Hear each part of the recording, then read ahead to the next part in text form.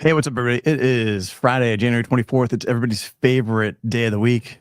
What is the day of the week, Adam? Pack of the week, pack of the week, pack of the week. That's right. So we're going to do pack of the week today. We're going to break down some packaging, some new rebrand. You're either going to love it or you're going to hate it.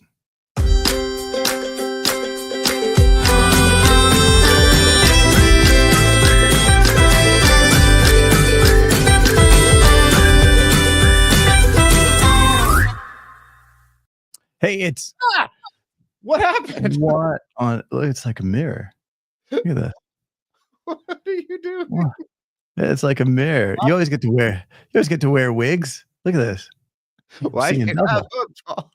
It's like, you always get to wear the wigs. So why don't I get to wear a wig? This is a reverse wig, is what it is. It's a Tory. That's like an old school political joke. It's not a wig. It's a Tory. Hey, there you go. Crap! Why am I never primed with? Oh man! I think my rim shot's better. I can't hear. You can't hear it. I don't know, man. I don't think actually the soundboard comes through on the recording. So sorry about that. And I apologize to bald people everywhere that you have to deal with Evelio's. You kind of look like a character from the Aquabats. I kind of do. I can see that. Yeah. Who I recently saw, by the way. I saw the Aquabats in Las Vegas. Tremendous show. Highly recommended. 10 out of 10. Still in their old age, they still can rock it.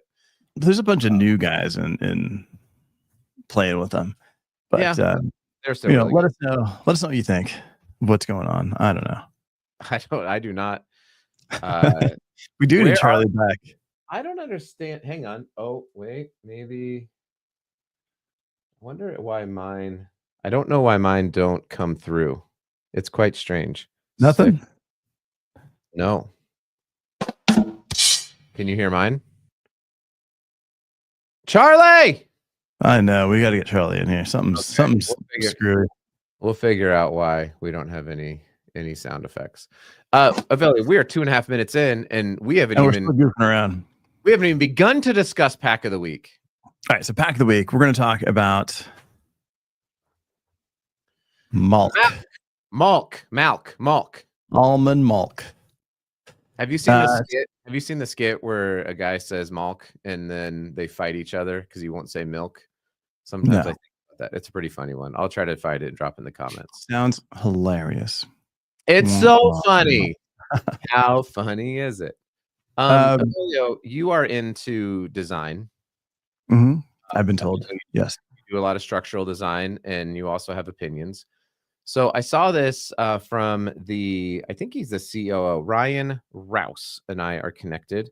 He says he's never been on a Forbes list. He's the president at Malk Organics in Austin, Texas. And he posted this, and he said, in CPG, packaging is everything. Because of the highest internet traffic, you can find our shoppers walking the aisle in stores, and your packaging is the creative that gets them to buy. They had just launched the image on the left, or I don't know how you're seeing it, when he first started there, and they did a refresh with their shelf-stable almond and oat milk with the new packaging. What do you think, packaging community? And I'll start with you, recently bald, but now no longer bald, Evelio Mattos. What do you think of this rebrand? I've been using Hims, the hair stuff. It just grew back like that. That's actually for something else. That's no, they've got hair stuff. I see it all the time. Yeah, but I'm pretty sure that doesn't work. I've heard the other stuff though works great. Let's see. All right. So first off, there's context here, right? The stuff on the left with the small almond Malk running horizontal, that was just done April of 23. Like that was the redesign from Riser in San Francisco. And the reason was they weren't doing these boxes. They were doing big bottles, and that actually wrapped around. So it actually worked. Moving into this kind of a pack, it's like the logo is the same. I don't believe there's a change to the typography, to like the letter forms. It's all pretty much the exact same as what Riser did 2 years ago. The only thing is just the orientation. So it, for this particular form, this definitely makes sense because you want it to stand out. In terms of the name, I think it's a pretty catchy name. But man, I just hate a Tetra Pak. You hate? Okay, so first of all, because we can debate this in 3 minutes, but what do you? What do you guys think? Leave a comment. Yeah. Let us know. Yeah, let us know how you feel about Tetra Pak, or I think Elo Pak is another one that is in this, but it's the same kind of material. I'm sure there's differences, and I'll hear from people at Tetra Pak. No, we're better because okay, fine.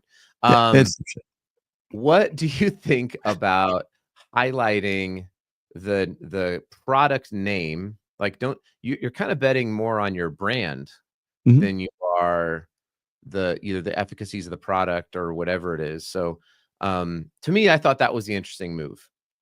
Was like they took out like on the one on the left, I see organic gum.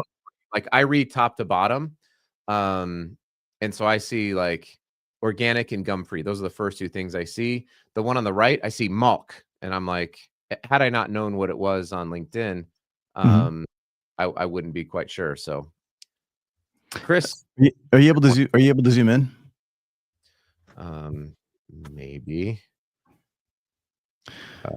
It's like telling my mom how to use a computer. All right, there you go.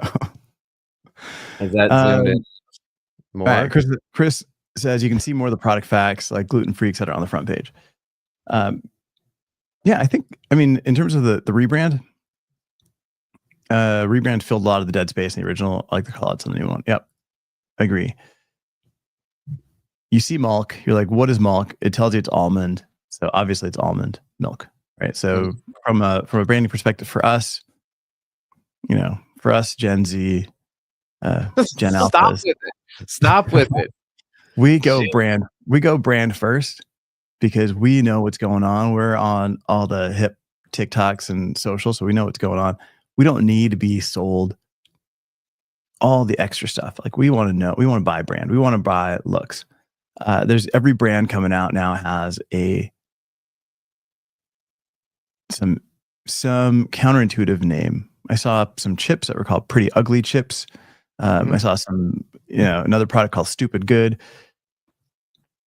It's not your grandma's milk from the local farm. How do I zoom in again?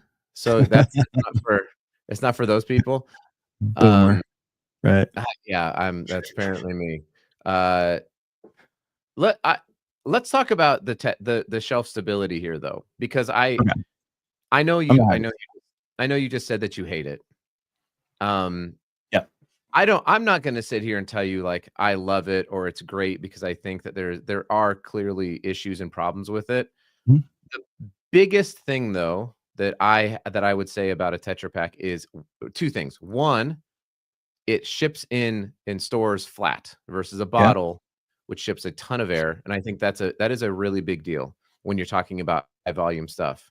And B, I like when people do that. One and two, it can ship in a standard truck, and it can be, you don't need any energy to keep it shelf ready, or it doesn't have to be cooled.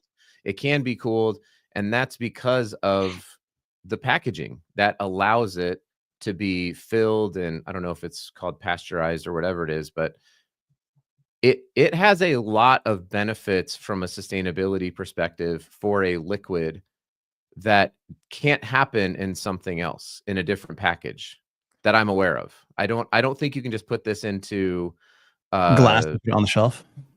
I don't think so. I mean, you could, but would it last? Yeah, we have no reefer trucks.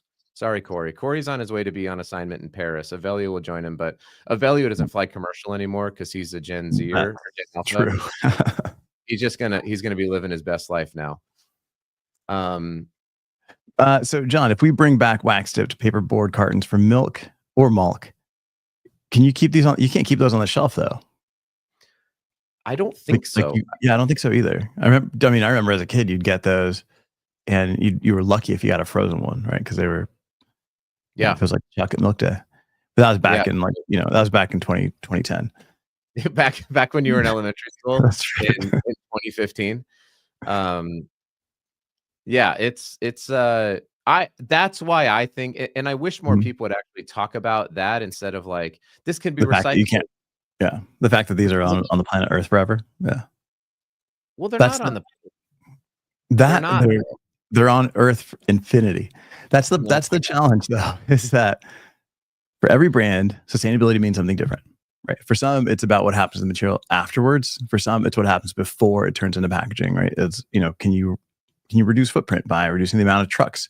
Um, are you moving stuff on electric vehicles, which sounds better, but it's really not.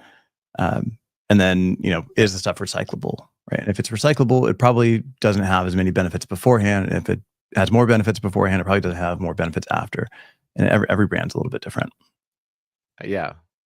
Yeah, he didn't have room. It was No, a tough. Cory has an entourage. I don't. It was a tough post-show conversation. I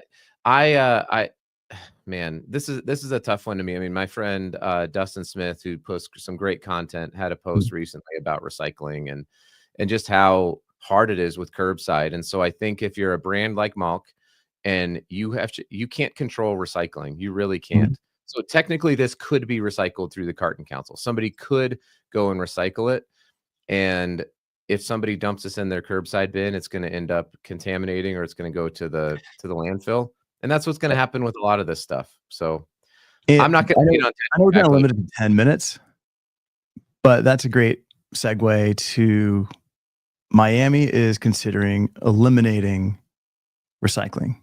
Yep. Because people are just dumping stuff in the recycle bin, and they're contaminating so much that it costs too much money to actually, divert the stuff to the landfill. So, it comes back to us.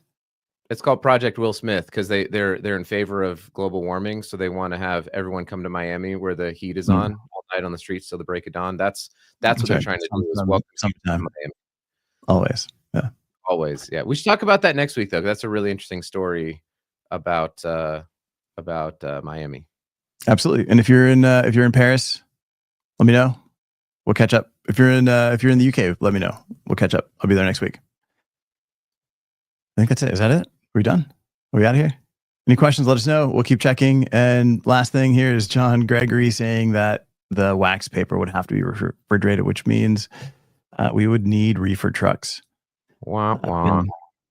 Yeah. I don't know. You have to make a decision. Questions on making that decision? Let us know. See you guys.